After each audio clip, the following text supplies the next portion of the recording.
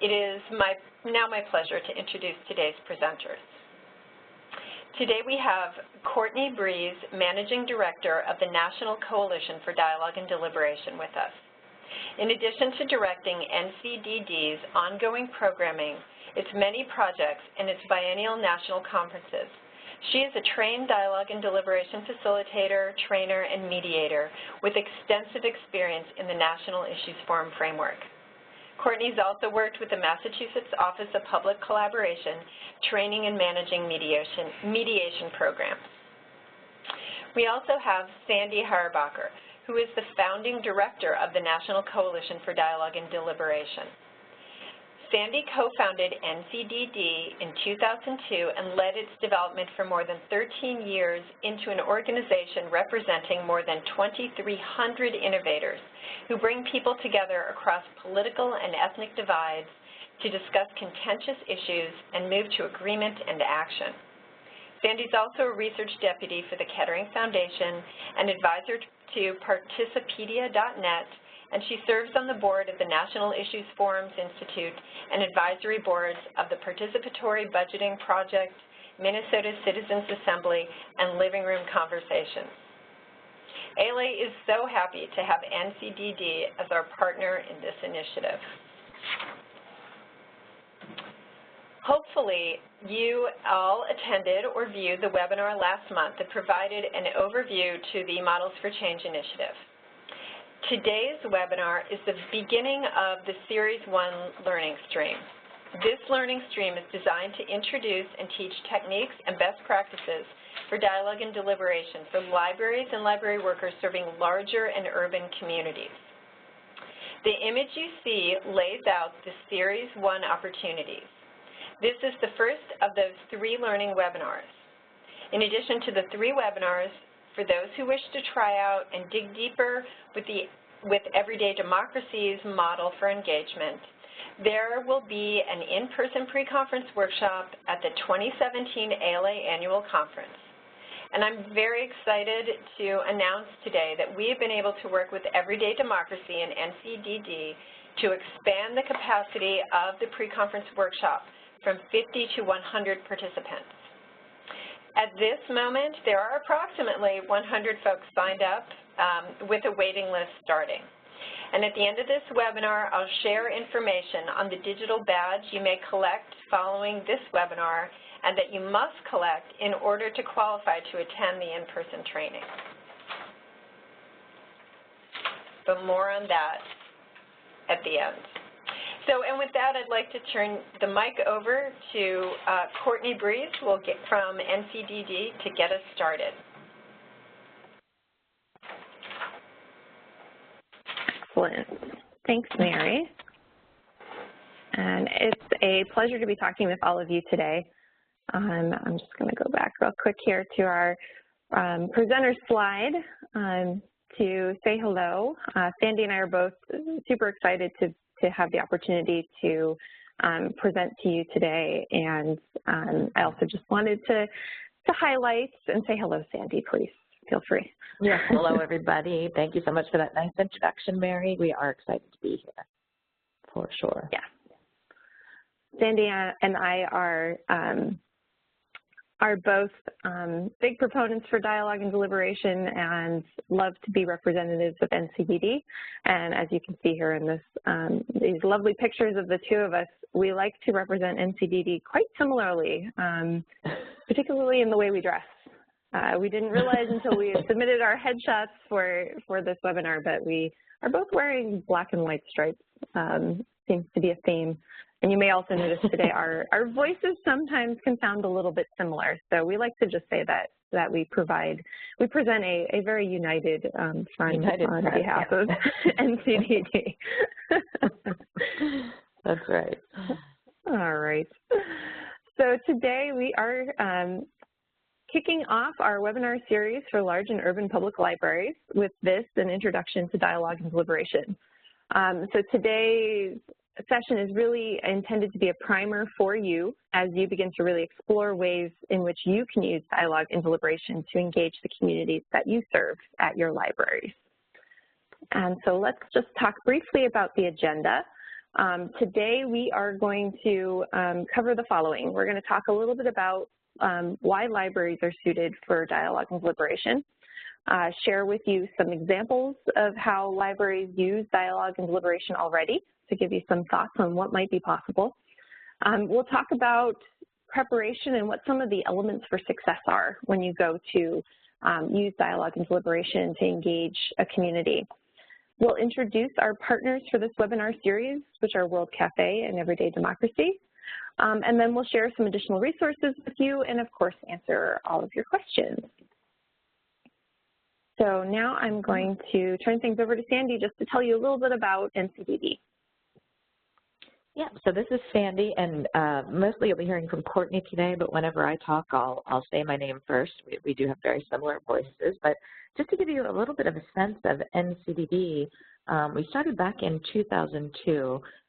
We launched at our first national conference on dialogue and deliberation.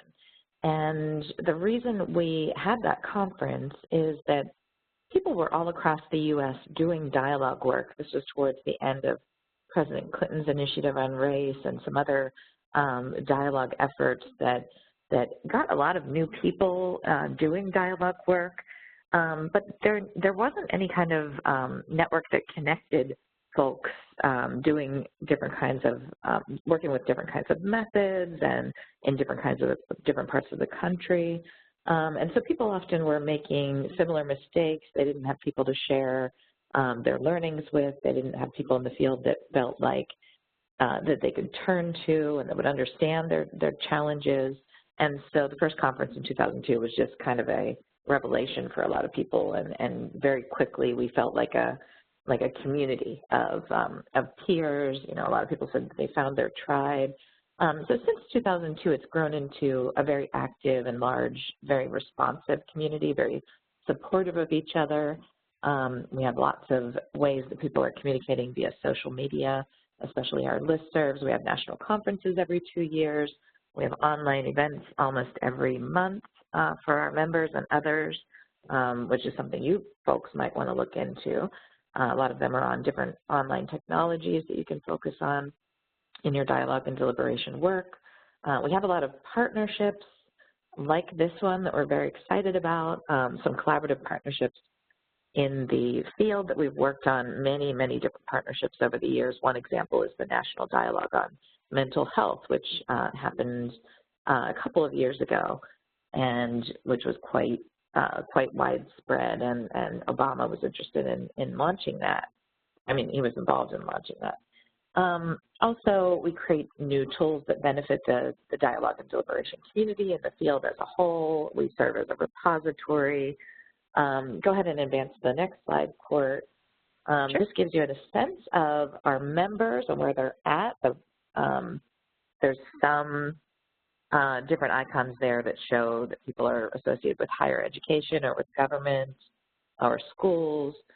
And so, you know, we have a little bit of a gap in the center of the U.S., but we have a lot of members throughout most of the U.S. And what our hope is that you guys will end up turning to our membership for help when you need it, for advice, for maybe facilitation, look to them for partnerships. But they are so receptive to being, to working with libraries and being more involved in their own communities. And the map, you click on the little icons and you find contact information for folks that are hopefully really close to you. And you can also contact Courtney and I for recommendations. But another thing that NCDD does is our website just serves as a clearinghouse for lots and lots of resources, lots of news on this kind of work. And we have basically thousands of resources in our resource center and many years of blog posts letting people know what's happening in the field, what opportunities are out there. So we just wanted to make sure that you guys had a little bit of an understanding of what NCDD is, why we formed, and the fact that it is an awesome network that would be very interested in being tapped into by librarians and working more closely with all of you folks. So thank you, Courtney. You can. Sure. Yeah, absolutely, Sandy. Thank you. And I would just add, One, I would mention that Samantha has dropped into the chat a link to that map. So if you'd like to take a closer look, it is an interactive map. You can zoom in and check out folks in your area. So the link is in the chat, and feel free to check that out at your leisure. The other thing I would just add is, Sandy mentioned we have lots of events that we offer as well, and those are free events. So if you check out our website, there's an events page where you can find more info on that. So just wanted to mention that. Thank you, Court. Sure. All right, so we're going to really get into it now, but I want to start off by posing a question to you all, which is, why should you, as urban and large public libraries in particular, that's our webinar series and who we're focusing on, why should you engage with your communities? So I'm curious to hear your thoughts on that. I'm going to share my thoughts in just a minute, but if you want to take a moment and give us your answers in the chat to why you think it's important for your libraries to engage with your communities. And we'll just talk about that.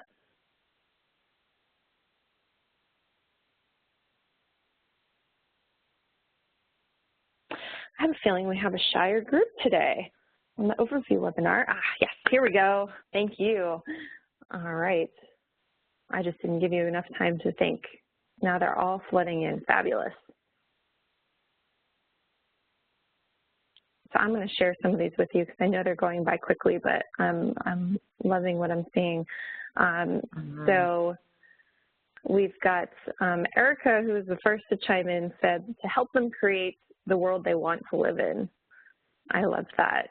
I would say Sandy and I certainly in our work hope that we're helping to let people create the world they want to live in. I also see, my goodness, and Sandy, if any pop up and stand out to you, please feel free to share. I saw a couple that came through and said that libraries, talked about libraries needing to be relevant, either needing to be more relevant or needing to remain relevant. Let's see, Laura said, so we must stay engaged with our communities in that regard. And Madeline said, our connection is our protection, and I imagine she means building a more resilient community that can respond to crises. I see. Oh, I love all of these, and I wish I could read all of them for you. Create local pride, absolutely. Love that. To check our assumptions, good point. Quality of life. Naomi Fisher shared quality of life. We are all part of our communities and benefit from healthier, more cooperative communities. So true. Hear a variety of voices directly.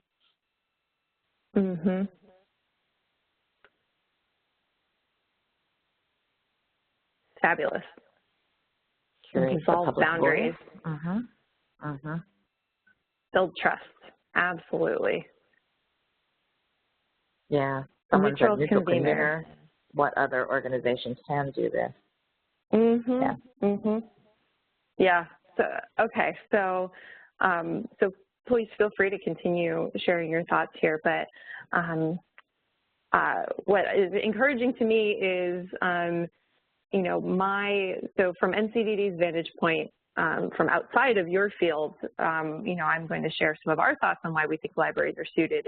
And what I'm seeing as you respond is there's a lot of overlap. So, so what we're seeing from the outside and what it looks like you see as the opportunities and the importance do really overlap, which is fabulous. So to me and to us as NCDD, you know, we see that you as libraries are engaging your communities in your library on a regular basis already. You know, you provide both essential services and important programming for people in a variety of ways, and you are well positioned in your community to do that. So, one of the reasons that you are a great place for engagement is that people look to you as a place to go for engagement. And of course, also you are an institution for learning. I saw someone said libraries are the poor man's university. You are a place where people come to learn, and what better space is there really for encouraging people to learn from one another? So I wanted to share this quote from Richard Frieder, who's the former Civic Engagement Director at the Hartford Public Library in Connecticut, and who is registered for this call, so I'm hoping he's with us today. Richard said, "Libraries have an enormous asset, which is trust. People trust libraries, and public libraries in particular. And that means they feel comfortable coming to the library and sharing their ideas and concerns and working together with us to help solve problems." Mm-hmm. And I couldn't agree more with that. I saw neutral convener come through in the comments at least once, and that's our thinking too. For many people, the library is viewed as a neutral space or a welcoming space, and more so than many other spaces in our communities. Some of the spaces where we might come together in conversations can happen in places like churches or government buildings, maybe even schools, which, can feel but aren't always neutral to some people. So, in my way of thinking about it, you're right up there with our coffee shops, our local pubs perhaps, in that, people feel comfortable to go in there, and they really encourage people to come together and converse with one another. You're also super convenient to people that live in your communities, of course, because you're based right in the community. And as Richard said, people really trust their libraries, and thus you have a real power and a powerful space to utilize for engagement.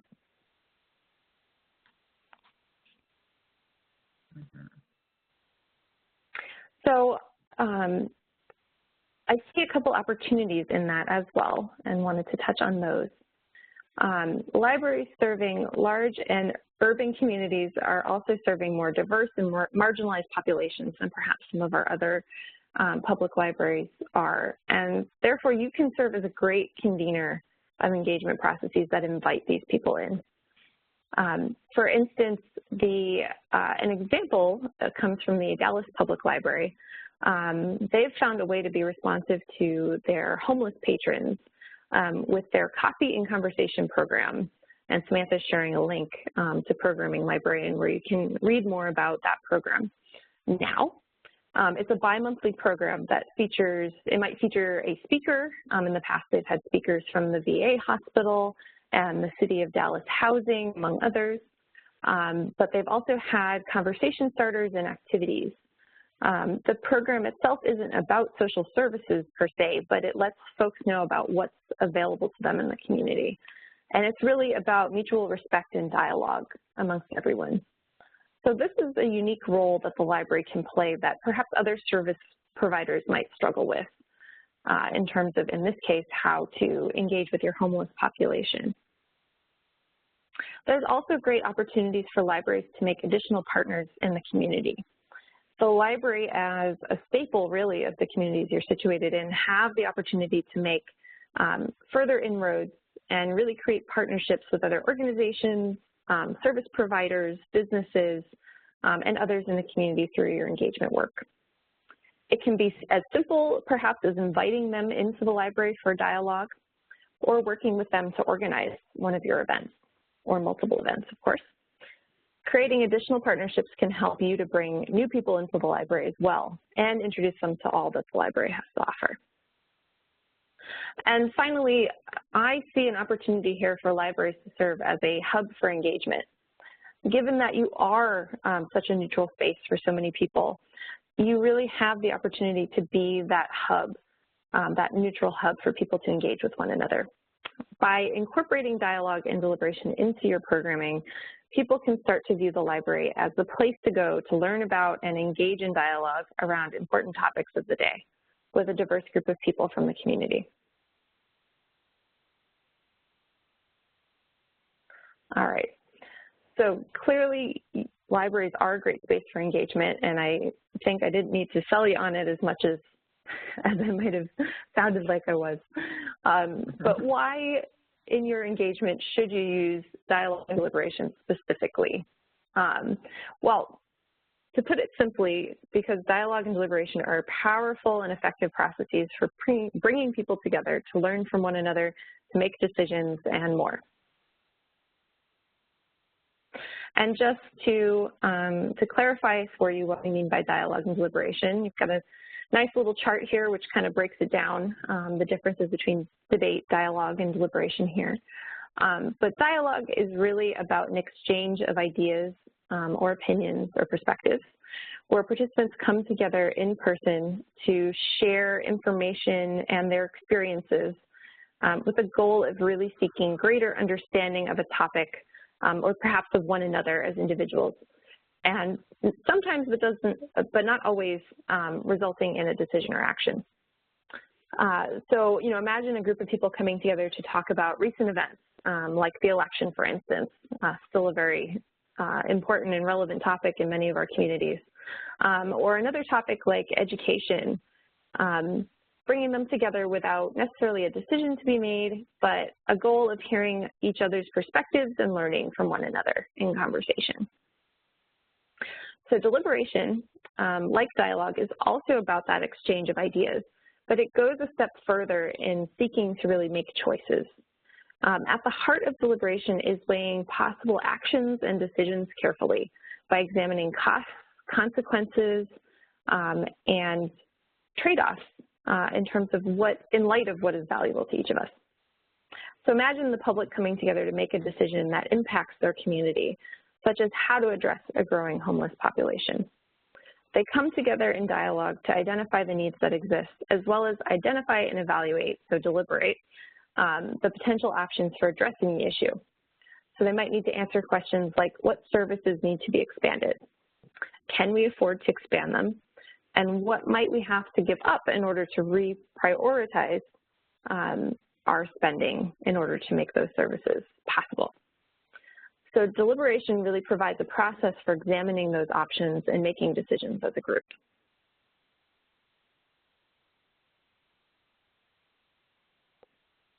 So whether you're looking to bring people together to hear different perspectives and engage with other viewpoints along a political spectrum, for instance, or your community needs to make a decision and plan for how you're going to address an issue, dialogue and deliberation processes can help you achieve your goals. So this slide is from our overview webinar in February. In that webinar, and there's a link to the webinar in your chat now, in case you haven't checked that out, you can refer back to that. In the overview webinar, to introduce this project, I asked participants the question that's on our slide here. What issues are ripe in their community for engagement? We heard about a whole variety of topics. Certainly politics and our recent election was a very popular topic for conversation right now. Immigration, homelessness, education, climate change, and other environmental issues. I see Kayla just popped in with a dialogue on race relations. Race certainly came up as well, and many, many more, of course. So if you didn't participate in the overview webinar, I would encourage you to take a moment and think about an issue that your community is grappling with that you might want to help them engage with one another about. Yeah, so please, Robin said starting a program on fake news. That's such a good idea.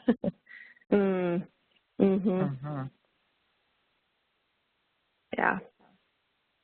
So think about this issue, and some of you are jumping in with what some of those are and some of the programming you've been doing, which is fabulous. And I encourage you to keep this issue in mind as we move through today's session, as well as you participate in the additional webinars we have in this series, so that you can think about how you might apply what you're learning to addressing this issue in particular. Yeah, and I'm seeing a lot of similarities from what we heard in the overview webinar in what you're all sharing with us right now. Race and policing, mental health, yeah, absolutely. I saw someone mention talking about whether they should be a sanctuary city. Call bullshit class. Yeah, I was wondering what you meant earlier by that. Gentrification. Yeah, That's all great. of these are great topics and important topics for our communities to engage around. And so we'll talk a little bit more about how we might do that and how you can think about what you might want to do as we move through our conversation today.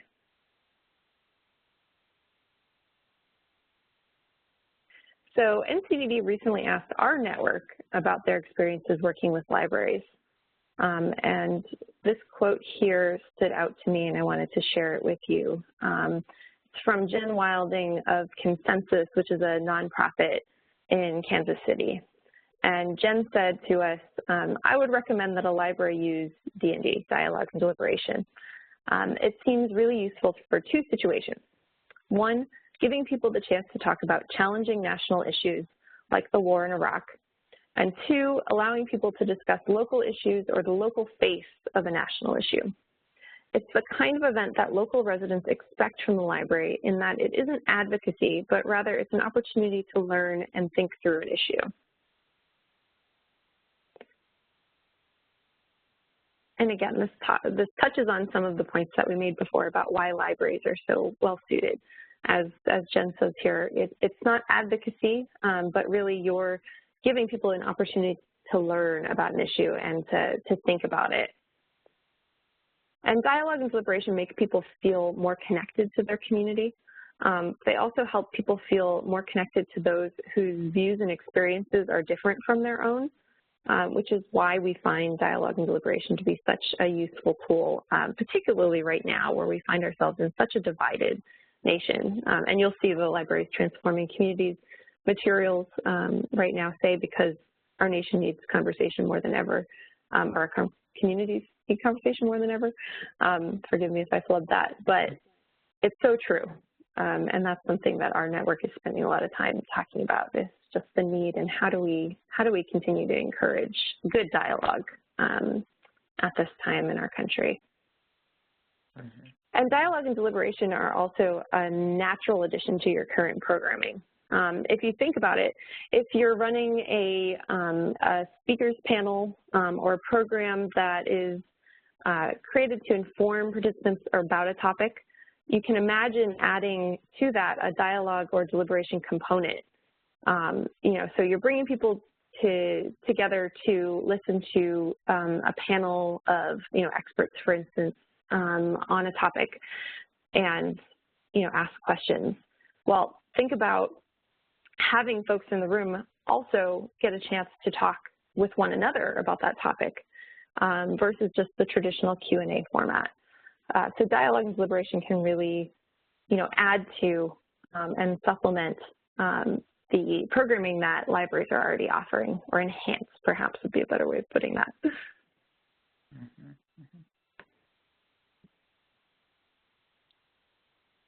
All right, so I want to share a couple examples from libraries with you that I think are really powerful and good to see what's possible.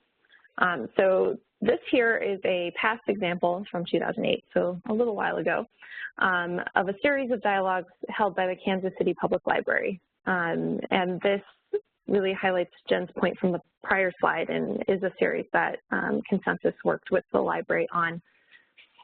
Samantha just shared a link if you want to go back to the library's page and see more about the event. So Jen had added, when she shared this with us, that we've found it's really helpful to have the forums be part of a series of forums on different issues. Libraries usually have a pretty robust email list of people who like to attend events, and they can get out enough people to fill more than one room. It's a great way to get your moderators a lot of experience, and it builds the community's interest in deliberation at the same time. So for her, as a nonprofit working with the library, was a great opportunity in that they were able to bring together, the library was really able to convene the conversation and bring together a diverse group of people for good conversation on a variety of topics. And Harry's Front Porch Forums, as you see here, were one of those series of forums that were very successful.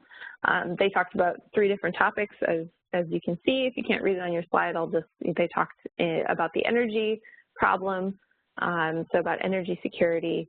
They talked about making ends meet, which is more of an economical, how to help people who are more vulnerable, and how to close the achievement gap. So a series of forums once a month on 3 different topics was a great opportunity for them to engage with their community. Another example of dialogue in the library setting comes from Sonia Durney at the Portland Public Library in Maine. And Sonia may be with us today, and if so, hey, and thank you for sharing your experience with NCDD and the ALA staff. Samantha just included a link in the chat to their Choose Civility Initiative, the Portland Public Library's Choose Civility Initiative, which they started their dialogues offering as part of that effort. And Sonia shared with us two different dialogues that they held as they got their initiative started. First, they held a World Cafe dialogue with other stakeholders in the community. They invited local stakeholders who were doing work in the realm of civic engagement generally to come together and talk. 25 local leaders attended, and they asked them a series of questions. And those questions were, what is your vision for enhanced civic engagement in the communities you serve? And what does it take to make this happen? Where are the opportunities to inspire civility? And what is your vision for civility in Portland? So this was a great opportunity, as she shared with us, to bring together community partners that hadn't necessarily been all in the same room together to talk about the work they were doing and really learn from one another and see opportunities for connections to be made, perhaps partnerships on different initiatives and so on. And that's one of the great opportunities that learning these processes could have for the library. It's not just to engage your community directly through public programs, but also to engage with your other potential partners in the community and learn more from one another. Sonia also shared with us their first public session that they held, which was also World Cafe format. That was called Welcoming, Energizing Community Connections. And so this event was free and open to the public. She reported that somewhere between 30 and 40 people attended. And they asked people, what does it look like to make ourselves welcome in community? What is it to be made welcome? Why is welcoming a significant aspect of civility and civic engagement? And so they really came together to explore personal relationships to feeling welcome and also thinking about a vision for Portland as a welcoming city. And so as part of their Choose Civility initiative, they were able to bring the public in to start thinking about how can we encourage civility and being a welcoming community. And so that's another example of how it can be done. Mm-hmm. It is, they are, rather, absolutely. Mm-hmm. So another example comes from the Hartford Public Library in Connecticut, and Richard Frieder, whom I shared a quote from earlier. The Hartford Public Library, after 8 community conversations in the North End neighborhood of Hartford, library staff found that the community's concerns focused on public safety, violence, and relationships with police. So the library then held a series of dialogues between community members and police, which you can actually see here in an image. That's Richard standing up with a group of community members and police officers right there. And they talked about the community, its needs, and how to take action to address the concerns that were raised. So 3 action teams ultimately formed, and they focused on the following 3 areas. One group focused on the media. They worked with the media to find ways to share more positive stories from the community. Another group focused on joint learning experiences for the community and police together. And the third group focused on youth and teenagers' relationships with police. And so from those action teams meeting and the ideas that were generated, different efforts were taken, including a variety of community events to help bring the community and police together and to learn from one another. And that's an example that uses everyday democracy's approach, and we'll talk more about that a little later.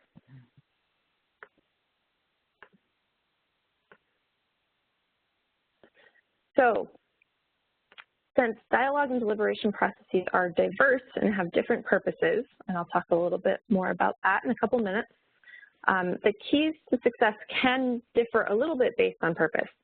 However, there are several, and just a couple really, elements that help increase the likelihood of success of any dialogue and deliberation process that you would like to pursue. So first is a timely topic.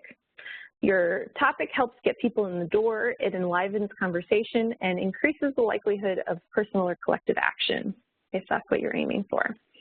So you want to pick a topic that's relevant to your community and gets people to participate. I would say many of the topics you shared with us when we were talking about, what are issues that are ripe for engagement in your community would certainly fall into those timely topic areas. And you know better than I know what is currently, relevant for your communities.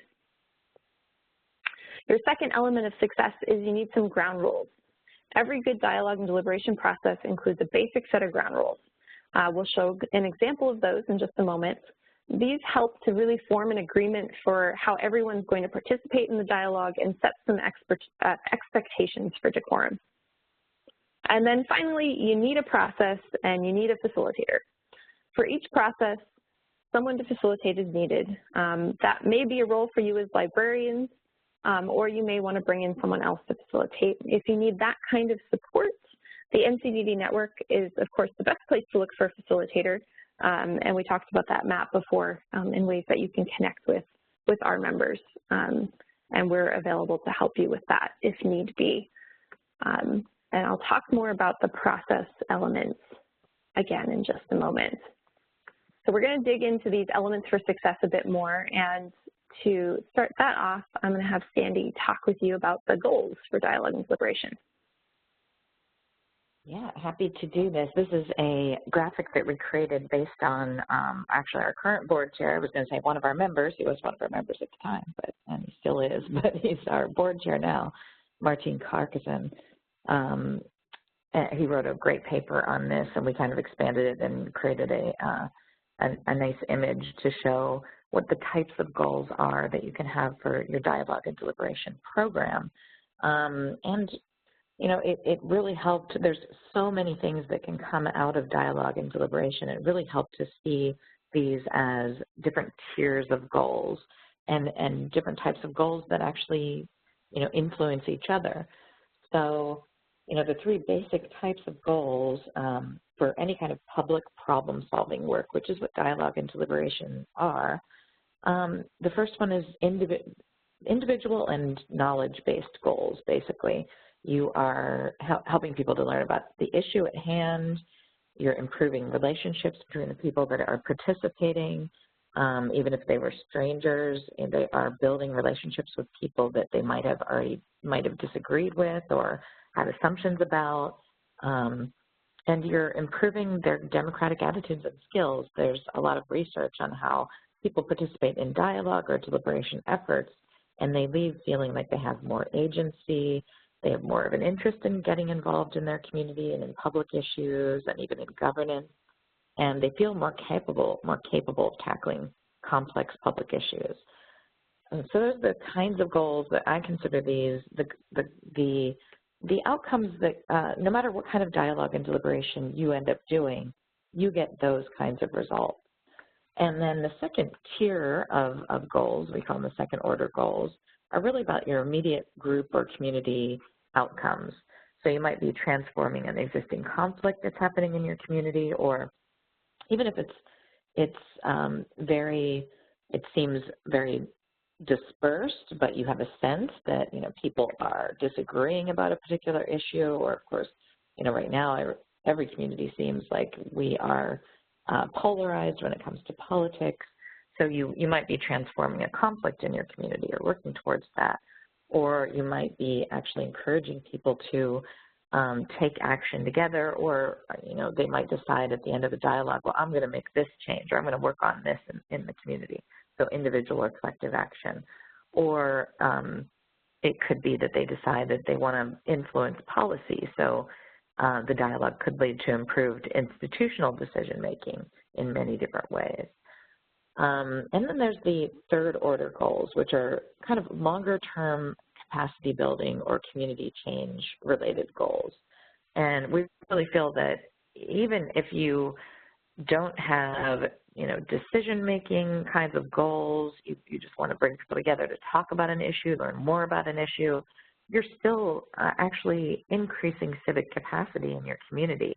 You're improving people's ability to solve their own problems, to be able to talk to each other across differences, to be able to look at issues in a more nuanced way and realize that there's a lot of complexities and no issue has a simple solution. So it's always about weighing different options. These things are long-term goals that we feel Dialogue and Deliberation is always contributing to, and we hope that your efforts are consciously looking at how are we increasing civic capacity in our community. So yeah, that's just one way of looking at the goals that you might have out of a dialogue effort. So thinking about when you start thinking about, before you think about the issue, before you think about all that goes into organizing a dialogue, you have to just think about what is it that you want to do. Do you want to resolve a conflict? Do you want to influence policy? Do you want to empower people to take some kind of action? Are you interested in building relationships among practitioners or among participants or among local organizations? Are you interested in increasing the knowledge or deepening understanding of an issue that your community is grappling with, or some kind of combination of those? Or maybe you have some other goal for doing a dialogue and deliberation event, but this kind of framework helps you think about that a little bit. So back to you, Claire. Thanks, Sandy. And I wanted to mention we have a little bit of activity going on in the chat right now regarding getting participants into the room. And actually there's been some great suggestions offered by folks. So I just wanted to highlight that. It can be, sometimes the question is, how do we get folks to actually attend our events? As several people responded, community partners are a huge benefit and a huge tool for you in getting community participation. I would say that bringing them together, getting them to buy into the topic, whether it's something relevant to their work or something that they have an interest in, will help you to get them to outreach to their networks. I've also seen some great suggestions using Meetup or Facebook as other ways of spreading the word. Also sound like great approaches to me, certainly. I know Meetup is a very active way for people to get together in my area, and I think Sandy's had that experience in her area as well. So I just wanted to say you all are doing a great job at answering that question, and just wanted to raise that up because that is a good and important question. But now I'm going to talk a little bit more about choosing your topic or your issue. And in doing that, we really want to encourage you to make sure that participants' needs and concerns are at the forefront. So, think about what's in it for participants. Ask yourself that question as you're thinking about your topic. No matter how important the issue may be, how impressive your process is, or how many resources you have available to make it happen, people simply will not show up if their hopes and concerns are not addressed, or they don't see the value of having that conversation on that topic. So this quote here kind of highlights that point, and this is from Carolyn Kaywood, who's a retired librarian from Virginia Beach, who has focused on civic engagement in her career, is also a longtime NCDD member, and who still runs, if I'm not mistaken, the ALA's Center for Civic Life listserv. Is that correct, Sandy? I think it's the ALA Delib list. It's called ALA Delib. Okay. Got it. So Carolyn said, and this was something she shared with us when we reached out to our network, if the library thinks the community should care about an issue but is not asked what the community thinks, it may be a waste of resources. My partner and I put a lot of effort into developing a conversation framework and no one came. Since then, we polled the public on the topics they want to discuss and we've had much better results. So again, this may go to getting people in the room. Sometimes it's a matter of the choice of the topic. And so think about ways that you can get some feedback from your community or discern what might be some hot topics that people are ready to talk about and would show up to talk about.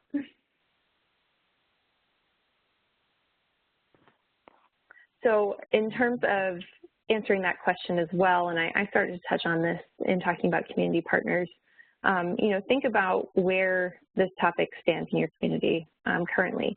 Are there any groups that are already trying to address the issue? Is anyone else trying to convene conversations? Might be a good opportunity to partner with them in that case. Are others using dialogue?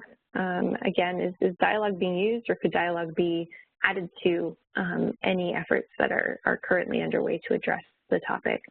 And make sure that anyone else who's working in this realm gets involved and that your project can strengthen each other's efforts, or that you can collaborate perhaps. All right, and so Sandy's going to talk to you a little bit about ground rules. Sure. And this is actually one side of this adorable little wallet card that the Conversation Cafe method provides. And they're tiny little cards. They're folded in half, so they're kind of like a little credit card size or business card size tent that you can have on a table. But the one side talks about the agreements. And we love the Conversation Cafe process because of its simplicity. It's just 6 quick agreements. It's very easy to understand. The process is very simple too. We definitely encourage you guys to look into that process if you want to maybe add some dialogue to the end of a speaker series, or you want to show a film and then have people engaged in dialogue. This is a very helpful and easy way to do it. But the agreements, really quickly, are just open-mindedness, listen to and respect all points of view, acceptance, suspend judgment as best you can, curiosity, seek to understand rather than persuade, discovery, question assumptions, look for new insights, sincerity, speak from your heart and personal experience, and my favorite, which is brevity, go for honesty and depth, don't go on and on. It's so important. And, I think Courtney said earlier that ground rules are all about setting expectations among participants of how we're going to engage with each other. You always have people agree. You go over the ground rules at the beginning of the process. You have them agree that these are the agreements or the norms or whatever you want to call them. And then you have a facilitator or a host who is empowered to say, well, we agreed that we would, suspend judgment and try to listen with respect. Things come up and people fall into their old habits of conversation. And, of course, things like people dominating conversations or others who are maybe not speaking so much, so encouraging people to speak up is often, the role of the facilitator, and there's often ground rules to encourage that, especially to encourage people from, or discourage people from taking over a conversation. So hopefully that is helpful, and we have a resource in our resource center that's basically a compilation of all kinds of different ground rules for different processes. I'll find that and put a link into the chat. Awesome. Yeah, that'd be great, Sandy.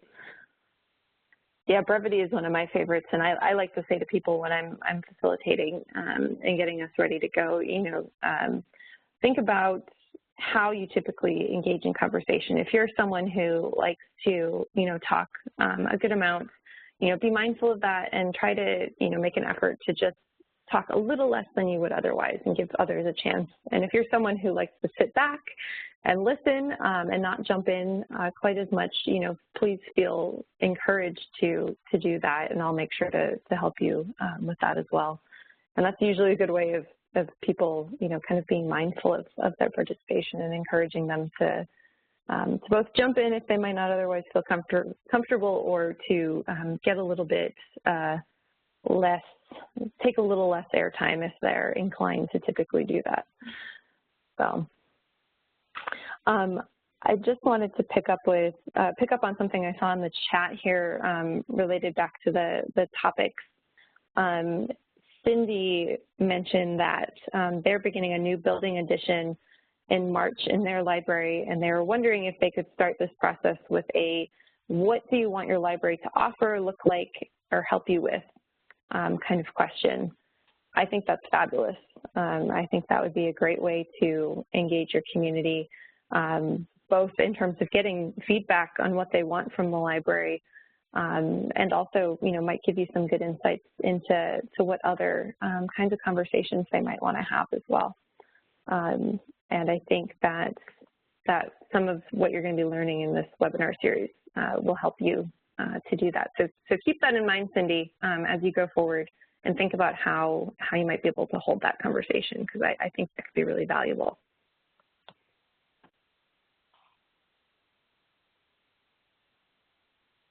All right. So we've talked about topic, we've talked about ground rules.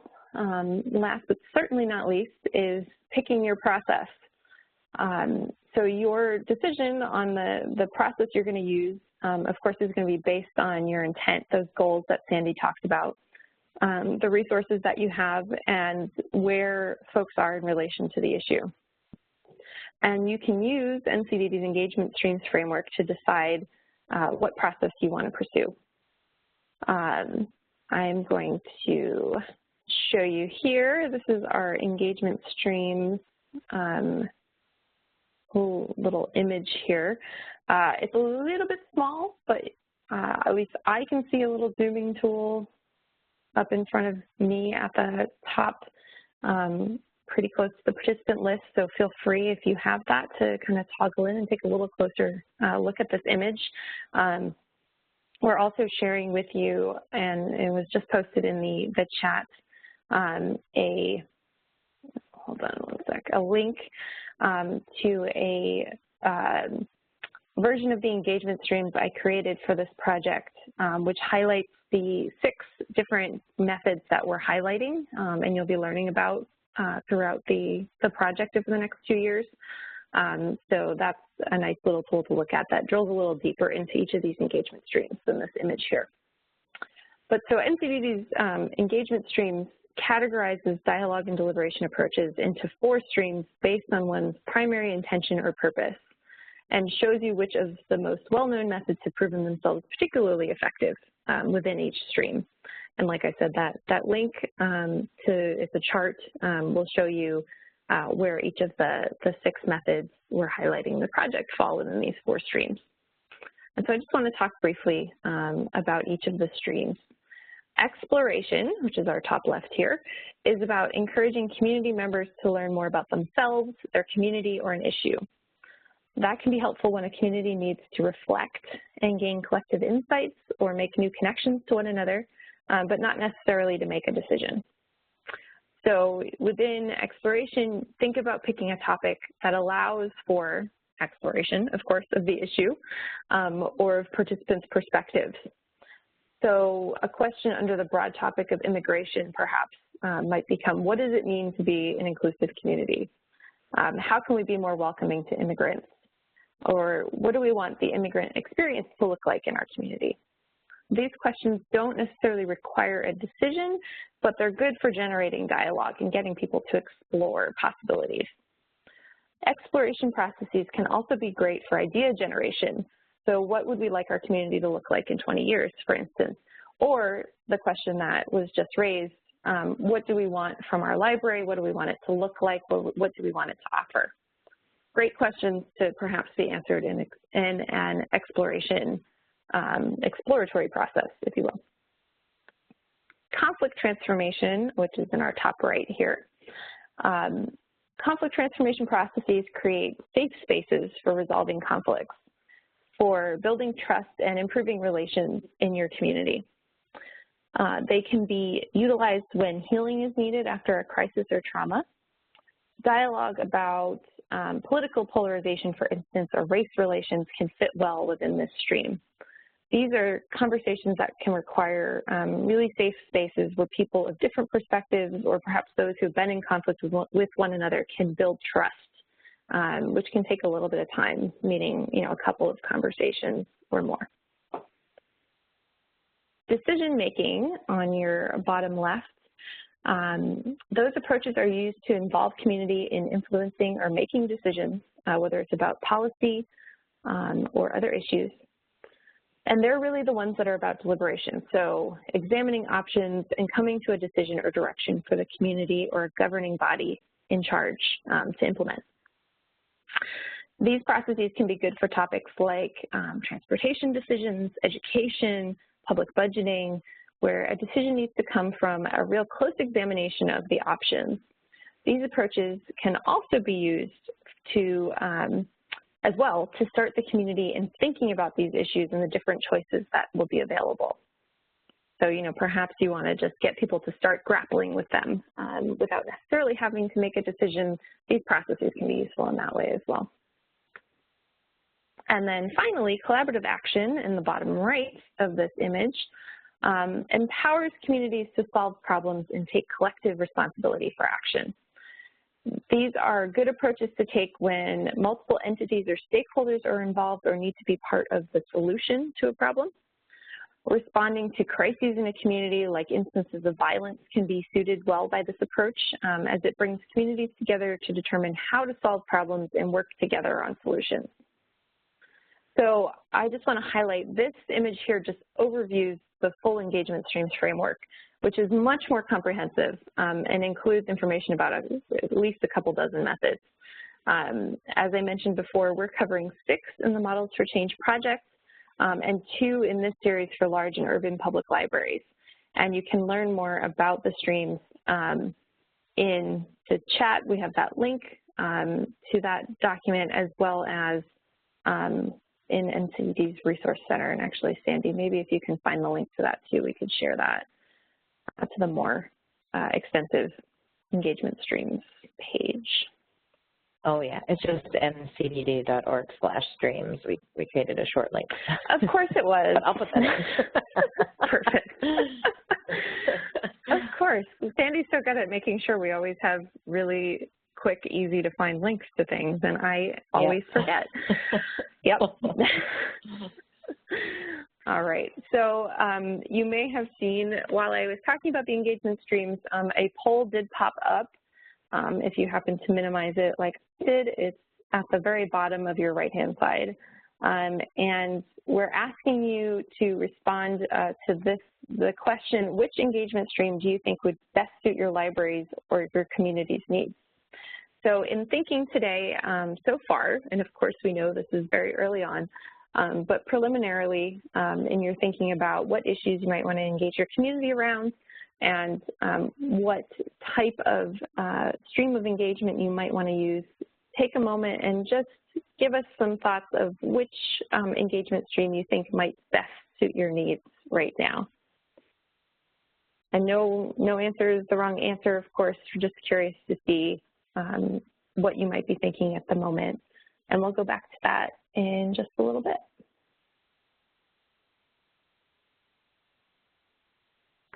All right.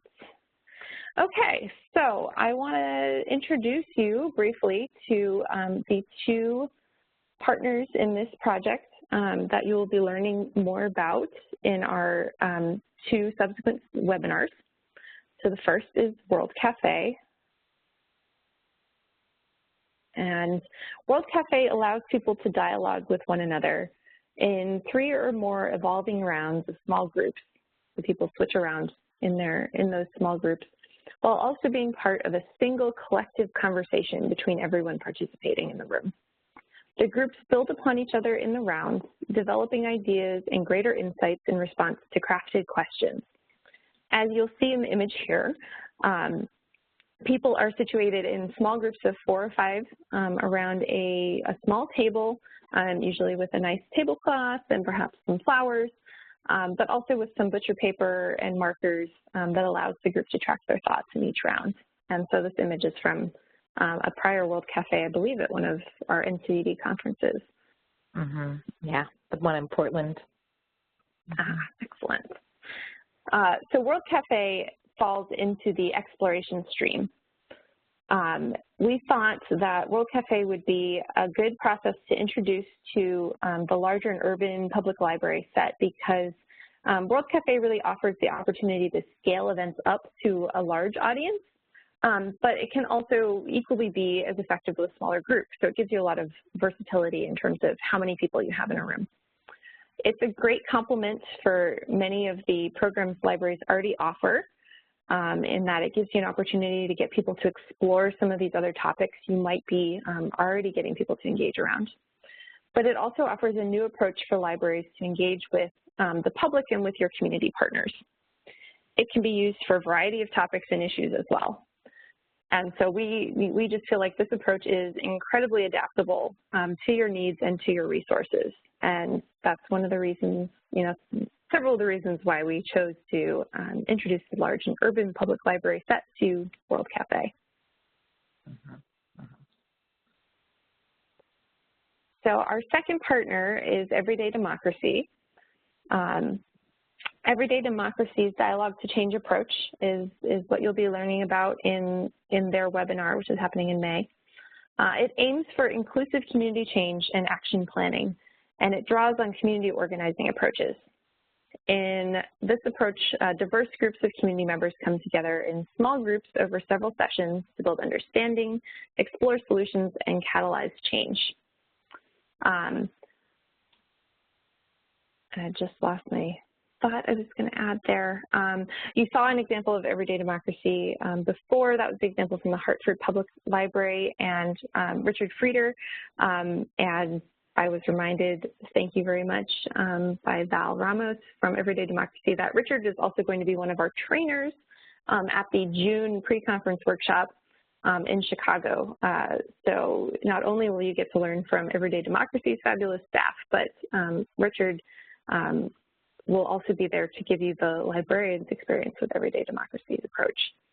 I wanted to add too that some of you might know Everyday Democracy as the Study Circles Resource Center, and you may know their approach to dialogue as study circles. It's a pretty well-known process, and so I just wanted to make that connection in case anyone has that context from the past. Everyday Democracy's Dialogue to Change approach falls most clearly within the collaborative action stream that I just talked about. So it also touches a little bit on exploration and some on decision-making as well. Wonderful thing about the engagement streams is they don't have to necessarily be mutually exclusive, and there can be some overlap. So Everyday Democracy kind of touches on several areas there. We selected their approach for your libraries because it utilizes smaller action teams as well as larger community conversations.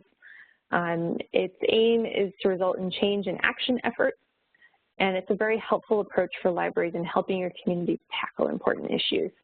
So we've really given you two different approaches as large and urban libraries to learn about. One that can be a little more exploratory. It's great for idea generation, for talking about important things, and Everyday Democracy's Dialogue to Change approach, which is really helpful in really getting down to possibilities for action and so on.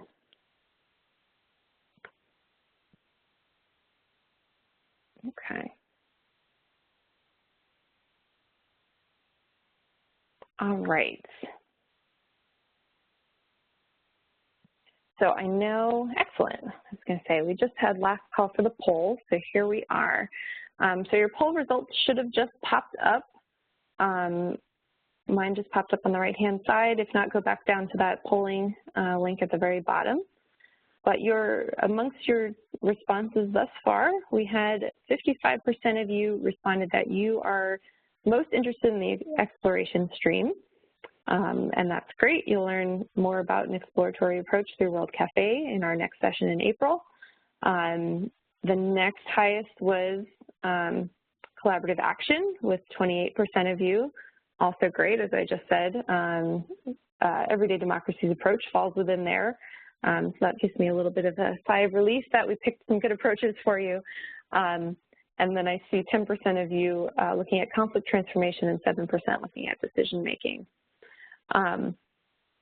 So I wanted to say in regards to these results that familiarity with all processes and all different kinds of streams can be helpful to you to make good decisions about what you'd like to do and which approaches would help you to really achieve your goals.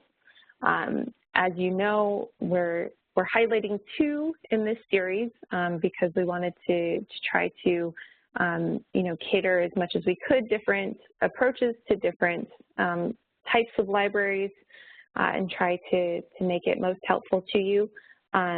But as you will know if you participated in our overview webinar, all of these webinar series are open to all of you. So, the next series is for academic libraries. If that doesn't necessarily, if you're not defined as such, but you're interested in learning about the methods we're featuring, you're more than welcome to join us and learn about those as well. So please keep that in mind, particularly if you're looking at decision-making and conflict transformation.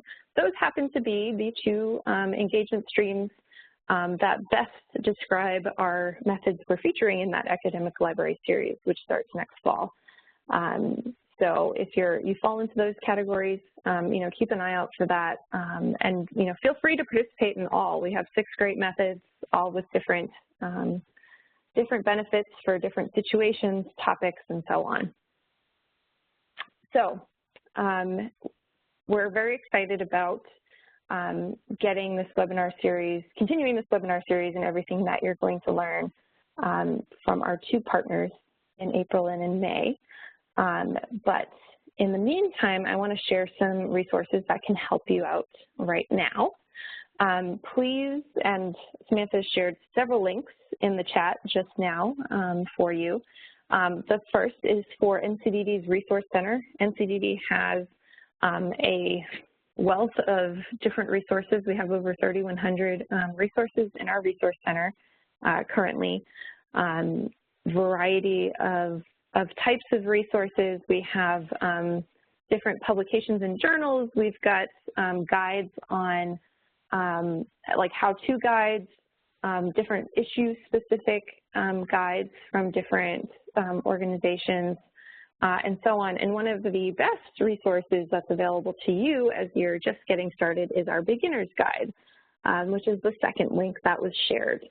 That is our kind of best of the best in terms of, for those just getting started in dialogue and deliberation, here's all of the great resources that you can get your hands on to learn more and think through what you'd like to do. One of the other resources, and Samantha, I can't remember if oh yes, it is there. The third link that was shared by Samantha in the chat there goes to running a dialogue and deliberation program, running a D&D program. On that page are some amazing how-to resources for each of the engagement streams. So if you want to dig deeper into each of those engagement streams and learn a bit more, that's another great resource for you right now. And most of those links fall in the second half of that page. So it's a big page, just so you know. And then, of course, I would be lots of good stuff. And you'll find as you go onto resources, they can lead you to links to other resources. And yeah, it's a fabulous problem to have in that there's so many great things. But lots there. Also, please, remember the LTC site and the Models for Change site in particular, which was shared in your chat as well. And you have the LTC site here on your screen. We will be working on adding some additional information on some key resources for libraries up there as well in the near future. So aside from the links that I've shared with you, and certainly if the Resource Center feels a bit overwhelming, we will have more information going up on the LTC site soon to point you to some of the best resources for libraries in particular. And then finally, we have the ALA Libraries Transforming Communities listserv. That email is right here if you'd like to join that. That's a great place for people to connect with one another as we move this project forward. All right. Yeah, one of the questions some people had, Courtney, was about needing assistance on reaching out to the community to get participation, or reaching out to poll the community about what issues they wanted to focus on, and that's the perfect kind of thing to bring up in that ALA listserv because you have people that have lots of experience doing that, so you can get the ideas rolling. You are so right, Sandy. And as we saw in the chat here, clearly there's a lot of knowledge amongst everyone in this, in this room, and everyone has different experience and suggestions to offer. And so, yeah, I think that would be a great space for folks to be able to talk about some of these things. All right. And Barbara had just asked for the listserv address again. It's up on my screen, and I'm also dropping it. And Sandy did the same thing into the chat. So please feel free to grab it. All right, so I want to move to your questions. So let me, and then just a reminder, registration is open for the remaining 2 webinars in this series. This is the first of 3. Second, featuring World Cafe in April and Everyday Democracy in May. Registration is open for all of those, and please go register at ala.org/LTC-models. All right, and I have taken up way too much time and want to make sure we have a little more time for your questions. If you have things that are lingering that you haven't, perhaps you've added into the chat and I've missed them, or perhaps you'd like to ask some additional questions right now, so please feel free to ask away, and we'll answer as many as we can in the time we have remaining. Courtney, I can start you off. I have a question from Jane Castro that they posed pretty early in the chat. It is, what are some pros and cons of having an expert? Would an expert as a facilitator hinder conversation or encourage it? And James Hudson asked a similar question about, are experts in the room helpful or hindering? What are the pros and cons of having experts in the room? So, I mean, Sandy, I'd be curious to hear your thoughts on this as well. In my experience, I usually, and most of the processes I've been using really benefit from individual experiences and everyone talking from their personal experience about what's important to them, what they've experienced, what they'd most like to see happen if we're talking about decision-making types of conversations. And so having experts at times can be a benefit if there's really a need to clarify, certain facts that are unclear, but it can also detract when you're really trying to get people to focus more on what's important to them versus, what's the, the latest data or numbers or so on. It can sometimes bog people down too much in the information and not really get into, weighing what they value. So I've, part of my thinking in terms of opportunities for libraries is you might want to think about there are opportunities to do things with experts that can be really valuable, and some of you do those kinds of programs already where you feature different speakers who can talk really from, that role of an expert about their perspectives. And and then have your dialogue be, a component that doesn't necessarily rely on the involvement of the experts, but perhaps can build upon what people have heard from those folks. So that's my feeling about it. And Sandy, if you have any other thoughts, I'd be happy to hear from you as well.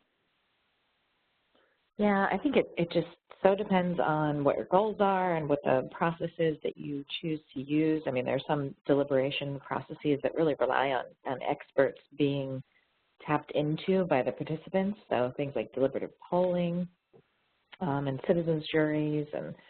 But honestly, I don't mean to sound too new agey, but in dialogue and deliberation, everybody who is participating in, everyone who's there around the table has expertise. It's expertise in their own experience, their values, what they know, and that's part of what dialogue is all about, is valuing what everybody brings to the table about an issue. So if there's someone that considers themselves an expert in climate change that's in the room, it's a good idea to brief them and make sure that they understand that, everybody is bringing different kinds of expertise to the conversation, so that they don't,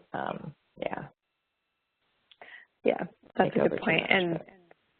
And Sandy, Susan Clark, who's one of our board members and also is doing great work with libraries in California, just chimed in that expert information can be part of the conversation starter, but the exploratory process works well when people can make sense of their own experience.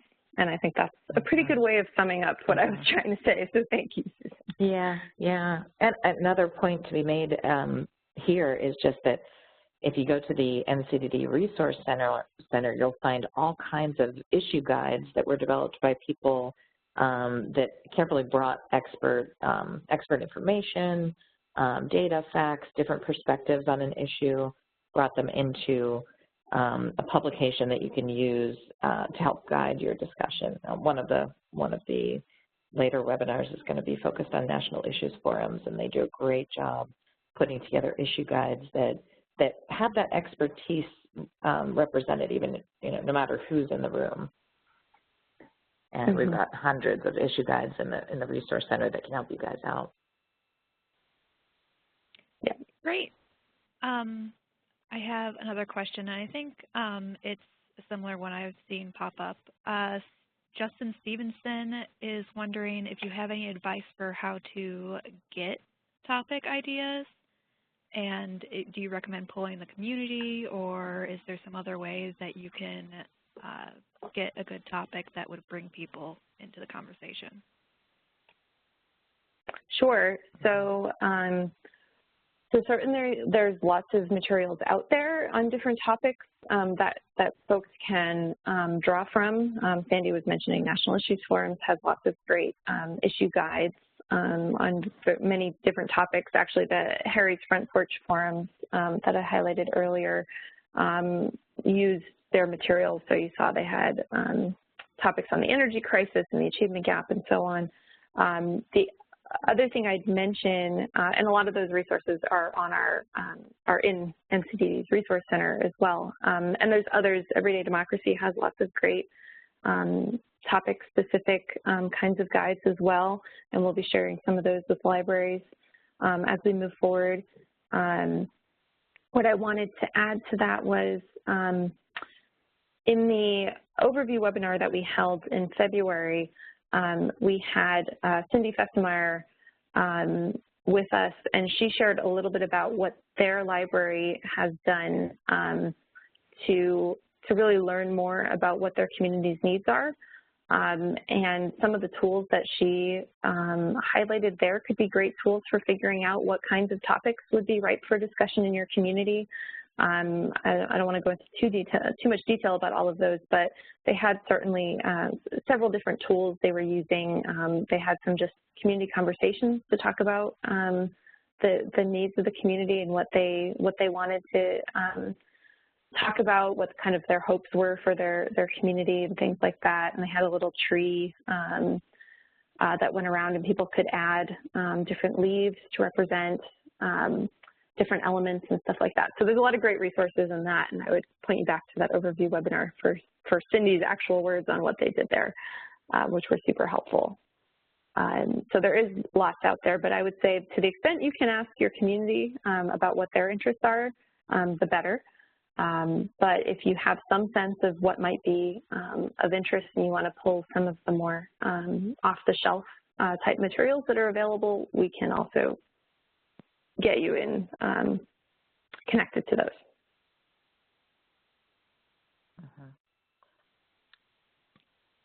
And someone was asking, oh, I'm sorry. Oh, no, go ahead. Sure. Somebody was asking, you know, if we had to do our own facilitation, do you have resources on your site for that? And definitely we do. Lots of good facilitation guides. Some of them are very involved. Others are more beginner. One way to start looking through those is go to the Resource Center, ncdd.org/rc, and use the search tool on the right. You can put in a resource type. I would suggest manuals and guides, and then you put a topic in there, and I would suggest facilitation, and then just starting to look through what all those resources are that you can check out. Lots of good stuff. I'll put a couple that I think are just really special. I'll put the links for you in the chat. Great.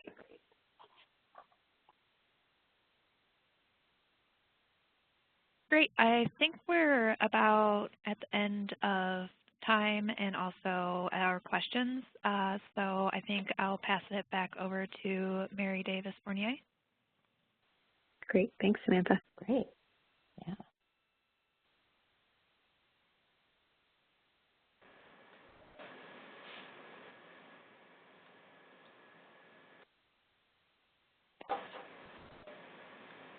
Thanks so much, Samantha and Courtney and Sandy. I just have a few very quick things to go over. Again, here's a registration email or URL rather, and I wanted to just quickly talk about claiming your badge.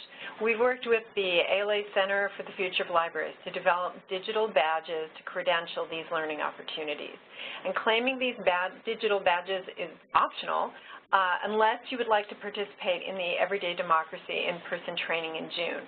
In order to participate in that pre-conference workshop at the ALA annual conference, you must have completed all of the online learning sessions, and we're able to track that participation through that badging system. So essentially, these are the instructions. Never fear, you need not memorize this slide. We will be sending these instructions out to you as participants along with the webinar recording link and an updated version of the learning resources that are shared with this webinar, as well as ones that will help you prepare for the next webinar, which will be led by World Cafe. But essentially, start by going to credly.com, create an account, follow the steps.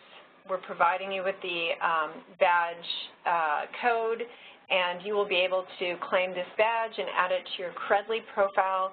You can also share it and use it on LinkedIn should you choose to, but please do claim that badge, especially if you plan to go to that in-person training. Okay, then that is almost it. Please, you will get a survey at the end of this webinar. Please complete the survey. It is our post-learning session evaluation. Please do that. We really need that information from you. I'd also just like to end by thanking you all for being here and thanking Courtney Breese and Sandy Heierbacher, thanking NCDD, IMLS, PLA, and our Model Change Advisory Group for their guidance, as well as my colleagues behind the scenes, Stephen and Samantha today, and everyone for their support of this webinar and the Libraries Transforming Communities Models for Change initiative. This learning webinar has been part of ALA's Libraries Transforming Communities initiative, which addresses a critical need within the library field by developing and distributing tools and resources to support the work of engaging communities in innovative ways. Thank you all so much for your engagement, for your excellent questions, and for being with us today.